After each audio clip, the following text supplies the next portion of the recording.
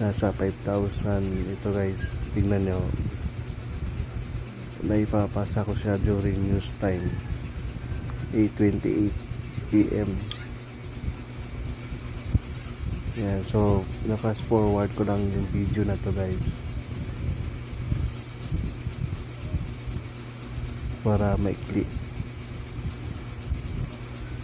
8:29 at saka 8:30 AM, I mean 8:30 PM, naipasa ko siya agad during news time. Wala pang 5 minutes. Yan.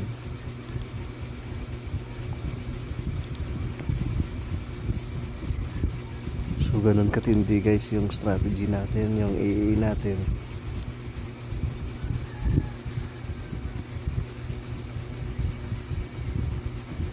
So safe yung AA na to kasi yung stop loss niya napaka tight, napaka ikli. Yan.